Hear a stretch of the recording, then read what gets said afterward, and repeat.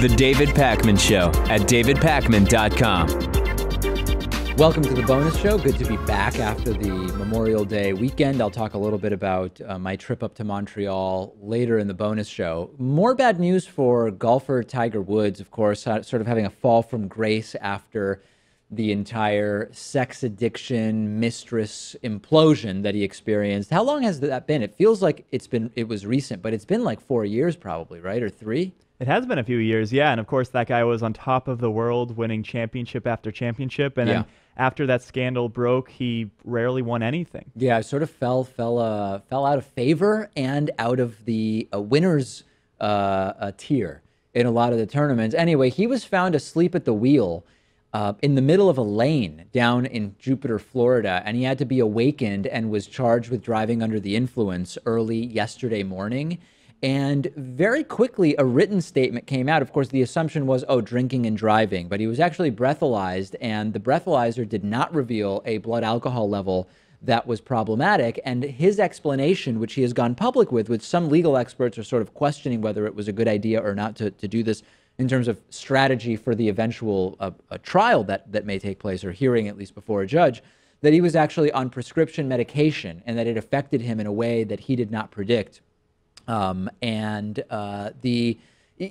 Is this true or not? We don't really know. It's at least consistent with the fact that his blood alcohol level was not elevated, but there's also the counter evidence that he had changed his story as to where he was coming from and where he was going. But if you believe that it was because of the prescription medication, you could also say, well, he was confused because of that.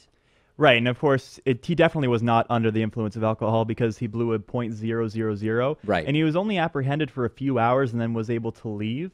I'm inclined to believe him, honestly, on this one. And I think he probably did misuse or didn't understand the effects of his prescription medications. Yeah. And you're still in the wrong in some ways because you have to know how those are going to affect you before you go out driving. So although it's not as nefarious as, drinking and then just making the decision to go out on the road where you're impacting other people's lives and putting them in danger, it still is the wrong move. Well, you could still be putting other people in danger even if you were not acting in the same sort of, a stereotypical, irresponsible way of going to a bar, drinking, and then driving home. But he didn't necessarily know that he was going to be impacted so heavily as you would if you're drinking beforehand. Now, one criminal defense attorney who is familiar with Florida law pointed out that in Florida, there is really legally no difference between going to a bar, getting drunk and driving home, and getting into a car after taking prescription medication. If you are impaired in your driving, apparently legally there is no distinction in Florida, although you would probably assume, Pat, that since there was no one else in the car, it didn't end up leading to anyone dying, that a judge would likely look somewhat differently at what Tiger Woods did than the scenario you outlined of going to a bar, getting drunk and driving around, although the law on paper does not distinguish between the two. I think it should. And also, I mean, you said he was stopped in the middle of the lane. It seemed as if it was between the end of the right lane and the shoulder, which leads me to believe that maybe he realized he was not in the state to drive and had to pull over or do something.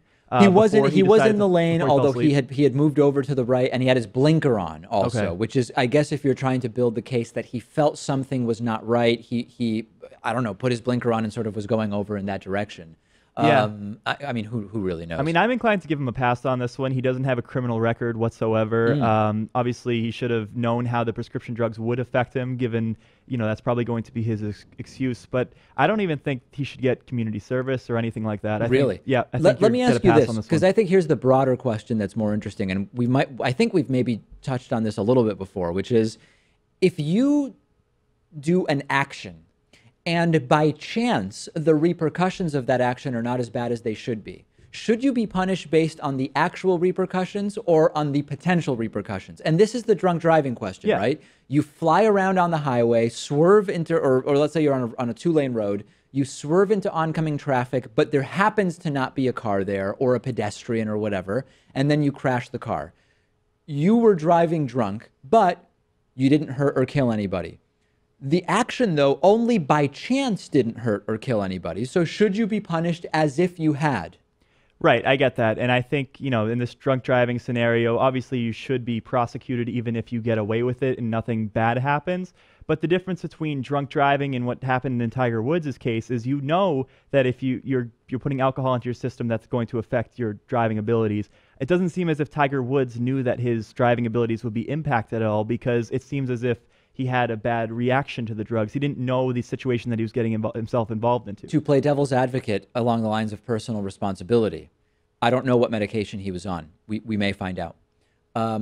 Once the pharmacist gives you the list of possible side effects, is it not the responsibility of the person taking the prescription medication, if this is the first time taking it and you don't yet know how it will affect you, isn't it that individual's responsibility to stay home until you know how it's going to affect you? Yeah, you absolutely should have. I think just given the fact that you're receiving these drugs from your doctor, though, and it's not being handed to you at a bar, people just perceive that differently. So I'm not saying he didn't make a mistake. He did make a mistake, but it's not the same mistake as if you go out drinking and then decide to drive home. You feel bad for him? I mean, the entire fall from grace?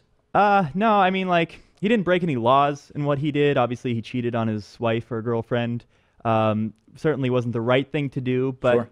I don't know if I feel bad for him because he lied and cheated so much. Right. Well, some people sometimes, when it's like a very public thing like this, they react differently than if it's just your neighbor or something like that, because it's Tiger Woods rather than, Larry Woods from next door or whatever. Really makes you believe that golf is such a psychological game because, I mean, those two things correlated completely. His success just fell off a cliff once those stories came out. No doubt about it.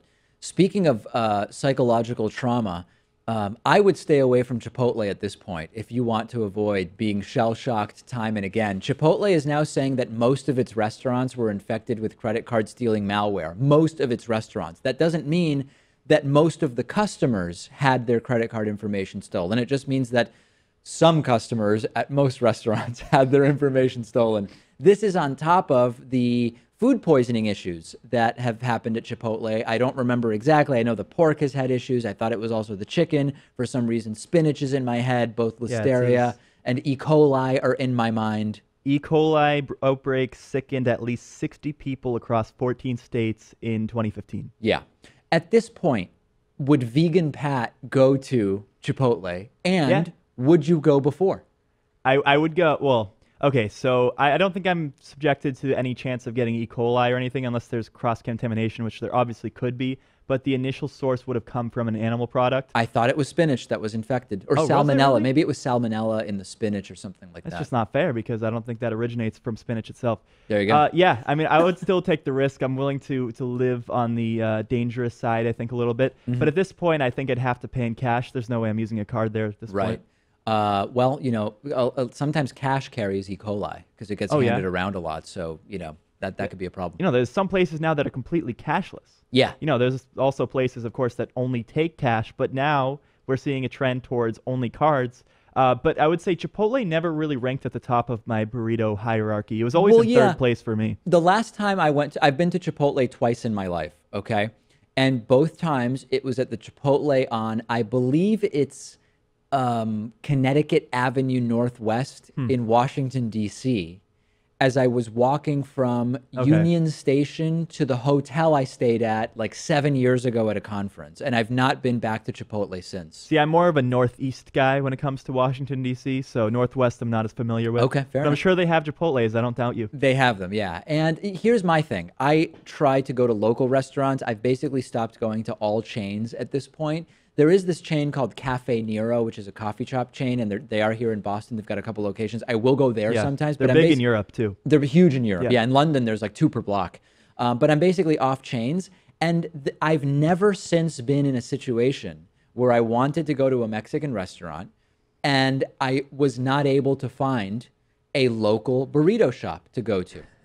Yeah, I mean, especially if you choose to go to Chipotle, I mean, you could get E. coli from the food and also get your credit card information stolen in the same visit. That's what I'm saying. I'm not completely off of the chains. I just actually went to Moe's yesterday. Moe's is at the top of my burrito hierarchy. And the second would have to be Boloco. Third comes Chipotle, and then Qdoba is a distant fourth. Hold on, say that again for me. Okay, so no. Just pronounce that last one again. Qdoba. Qdoba. Yeah. See, I've never heard of that. I've heard it pronounced Qdoba. Like, Oh, all right. isn't it Q apostrophe? Well, some people call Chipotle Chipotle. Well, that's insane. Yeah. That's. I mean, that's savage. Okay. Anyway, so Qdoba. That's interesting. I like Yeah, that. and they offer free guacamole, but it's a ruse because they just charge everyone an extra $1 for their burrito. So Right. even if you choose not to get guacamole on your burrito, you're still paying for Yeah. everyone else's guacamole. It's not that they offer free guacamole. It's that everybody is forced to pay for guacamole, and some people reject the guacamole. It's horrible. Yeah, that's crazy. That's why they deserve the 4th spot on my list. I agree with that. Anyway, Chipotle, come on, folks. Let's at this point, if you're not going to have your identity stolen, you might have, your intestinal flora disrupted or whatever. So let's now get in. You talked about cashless, only cash, no cash, all that sort of stuff. I went to Montreal over the Memorial Day weekend, and I realized when we were talking here earlier in the studio that I did not at any point handle or need any Canadian currency. I was cashless on my entire trip to Montreal. It simply was not an issue at any time other than I went to the Atwater Market, which is extraordinary, by the way. I had the best banh mi that I've ever had in my life.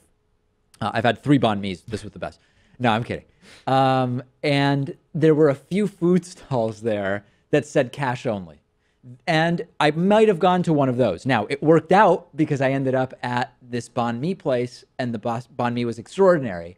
But other than that, there was no situation where I was impacted at all by the fact that I didn't have Canadian currency. I'm confused because you said you might have gone to one of these places that say cash only on the front. Had I had Canadian currency Okay. with me, rather than just Oh, all right. restricting my choices to the ones that accept credit cards, maybe I would have ended up at a cash-only place.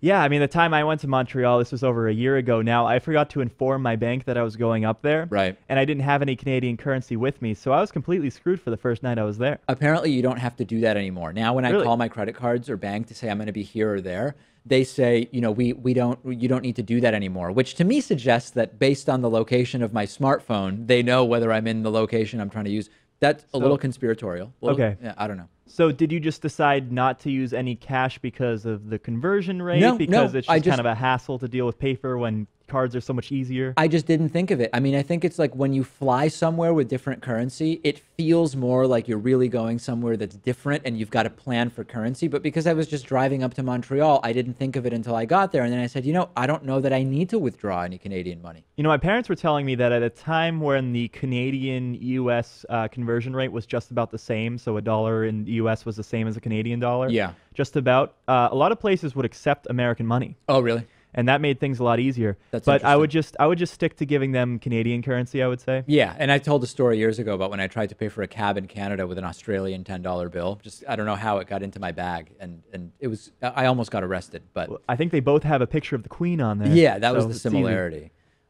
Anyway, otherwise it's great. Now here's the one thing. Before going, I've been to Montreal probably 12 times in my life, 10 to 12 times. I've been going since I was a kid, and the last time I went was probably 5 years ago. Before I traveled more extensively in Europe. My recollection of Montreal was of it being a very French experience, but you're in Canada, you're just 5 hours from Boston. Since spending more time in actual parts of Europe that are more French, like going to Paris a couple of times and having been in Belgium, etc., this time Montreal did not strike me as being that European nor French. Like it really struck me as being Canada, but the signs are in French and people speak French. Yeah, I mean, I would say Montreal is probably one of the 2 American cities, American meaning the continents of North and South America, Right. that feel the most European. Now, this other country I haven't been to, this other city, but I hear Buenos Aires is the same way. Yeah, well, that's my home city, as you know, where I was born. The way I describe it is, it's like if in the 70s people stopped taking care of Paris so that there's graffiti and the sidewalks are broken and there's dog crap everywhere. Oh, okay. That's what Buenos Aires would be like in a lot of not in all, and I'm exaggerating a little bit, but it's very Paris-like. If Paris were in more disrepair, I guess You call it graffiti and dog crap. I just call that culture. You call it culture and Yeah. art. Yeah, sure. Okay. What else do I want to say about Montreal? There's really not. It was a great time. Had good weather. Went up to Mont Royal and great view from there. And now the thing is, like when I was in Belgium, My French is okay. You know, with speaking Spanish, it's very easy to read French because it's so similar. And I took French in high school, and I'm okay with French. I can carry on conversations. In Belgium and France, if you start speaking French, even though obviously people can tell I'm not a native French speaker, they will continue until I decide to basically relent, put up the white flag, and just try to switch to English. In Montreal, especially with younger people who are the people working at coffee shops and restaurants and whatever, after I think I was saying hello in French and they would instantly switch to English. They just have no patience for it. They just, because they speak English just as well as they speak French for the most part. Yeah. And so just because I want to practice French, they don't want to deal with me speaking French. Interesting, because I remember hearing you tell a story years ago, actually, of you visiting a Spanish-speaking country. Yeah. And you, because of the dialect differences between Argentinian Spanish and whatever country you were in, pronounced a word that they weren't very happy with. Yes, but that was not so they switched to English, not realizing that you're a native Spanish speaker. Right, but that was not a Spanish person. Okay. That was a German woman who ran a restaurant in Spain. It's a whole other story. We'll have to save it for another day. But yeah, those were extenuating circumstances, and there was a German woman who only knew Spanish, and upon hearing me speak Argentinian Spanish, thought that I just couldn't really speak Spanish. Yeah, and you were just trying. She switched to English with me. It was a mess. But okay, well. Yeah, I think we've run out of steam on this one. I think when there's language barriers, there can often be condescension when someone doesn't speak it as nicely as they would like. I like that. I like that as a sort of summary for the story. So anyway, Montreal was great. That's it for today. The David Pakman Show at davidpakman.com.